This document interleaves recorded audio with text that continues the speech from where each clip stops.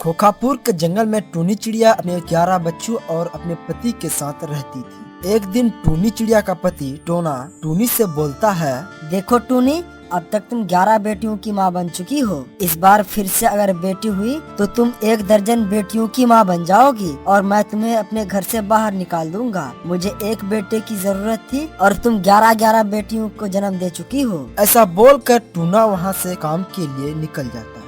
हे भगवान, इस बार मुझे एक बेटा दे दो, नहीं तो मेरा पति मुझे घर से बाहर निकाल देंगे। टूनी ऐसा बोल ही रही थी। कुछ ही देर में टूनी चिड़िया का पति टूना काम से घर वापस आ जाती है। टूनी, मुझे इस बार बताओ, बेटा हुआ है या बेटी? अरे खामोश क्यों हो, बोलो ना। इसका मतलब फिर से तुम्हारा बेटी हुई है? अरे नहीं जी, इस बार मेरा बेटा हुआ है। बेटा, आपको बेटा से बहुत प्यार है ना? ये लो बेटा, बेटा हुआ है मेरा। अरे वाह, आओ बेटा आओ, मेरे पास आओ। अब से तुम मेरे पास रहोगे। और हाँ टूनी, एक बात सुन लो तुम, मैं तुम्हें इसलिए घर पे रखा हुआ था क्योंकि मुझे एक बेटा चाहिए था और मुझे मिल गया है एक बेटा। अब तुम निकल जाओ मेरे घर से और साथ में अपनी 11 बेटियों को भी लेके जाओ। अजी, मैं इन 11 बेटियों को लेके कहाँ जाऊंगी और मैं इनकी पालन पोषण कैसे करूंगी? इनको मैं कहाँ रखूंगी? मुझे कुछ नहीं सुनना है, तुम अभी अपने बेटियों को लेकर मेरे घर से बाहर निकल जाओ। ठीक है, मैं अपने 11 बेटियों को लेकर चली जाऊंगी।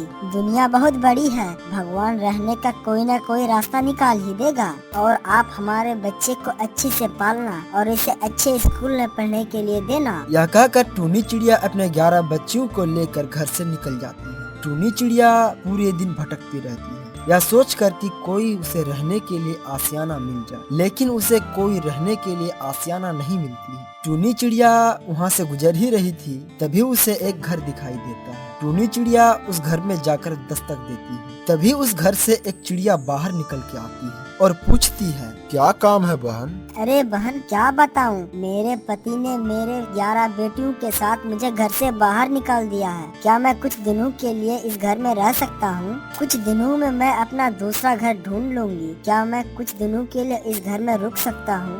प्लीज बहन।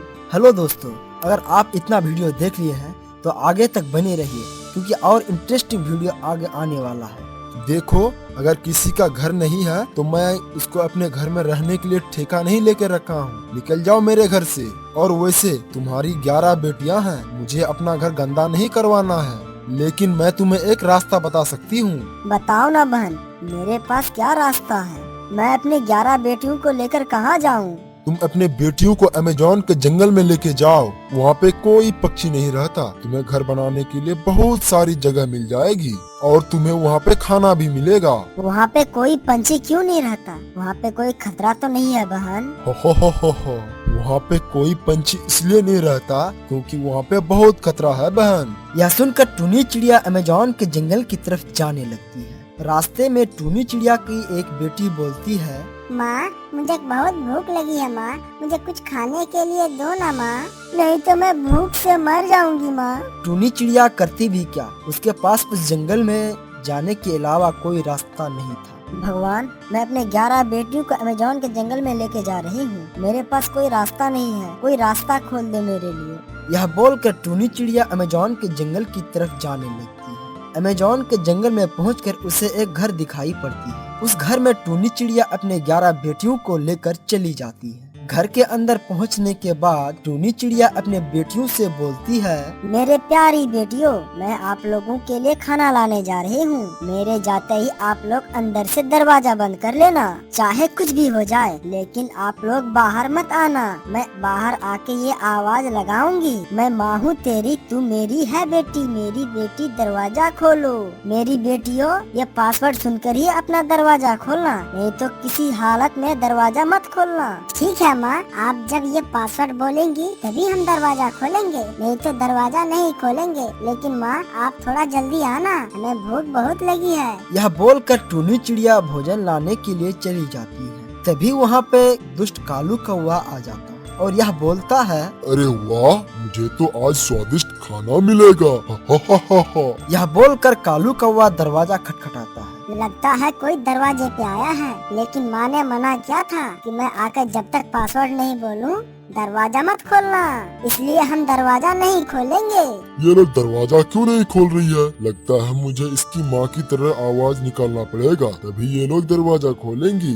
मैं हूँ तेरी माँ, तू है मेरी बेटी, बेटी मेरी दरवाजा खोलो। लगता है माँ अब आ गई, मैं दरवाजा खोलूंगा। जैसे ही टूनी चिड़िया की एक बेटी दरवाजा खोलती है, दुष्ट कौवा घर के अंदर आ जाता है। तभी टूनी की एक बेटी बोलती है, अरे मेरी माँ की आवाज निकाल के पासवर्ड बोल दिया, निकल जाओ यहाँ से तुम, नहीं तो मेरी माँ तुम्हें छोड़ेगी नहीं। हा, तुम्हारी माँ मेरी क्या कर लेगी? मैं तो आज तुम सबको खा के ही जाऊंगा। तभी टूनी की एक बेटी अपने आप बोलती है, लगता है इसे मेरे बातों में फंसाना पड़ेगा, तब तक माँ घर आ जाएगी। अगर तुम मेरी 10 बहनों में से किसी एक बहनों को हाथ लगाया तो मैं तुम्हें जान से मार दूंगी। तुम कुछ ज्यादा ही बोल रही हो, लगता है सबसे पहले तुम्हें ही खाना पड़ेगा। कालू कौवा ऐसा बोल ही रहा था, तभी वहाँ पे टूनी चिड़िया आ जाती है। रुको रुको कालू कौवे, अगर तुमने मेरी एक भी बेटी को हाथ लगाया तो तुम क्या कर लोगी? तुम्हारे सामने ही मैं तुम्हारी बेटियों को खाऊंगा। तभी टूनी और कालू कौवे की लड़ाई होने लगती है। दोनों की लड़ाई के बीच में कालू कौवे की मौत हो जाती है और टूनी चिड़िया घायल हो जाती है।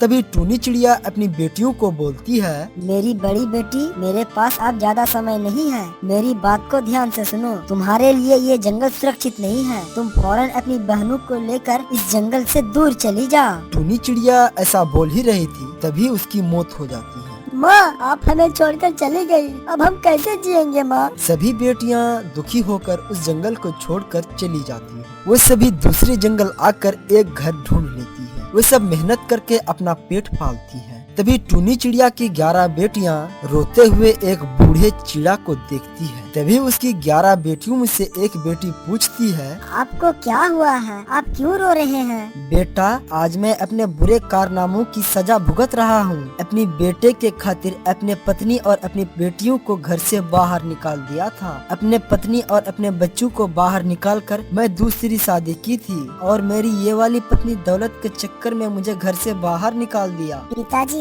हम लोग आप ही की बेटी हैं, आप फिक्र मत करो, घर चलो।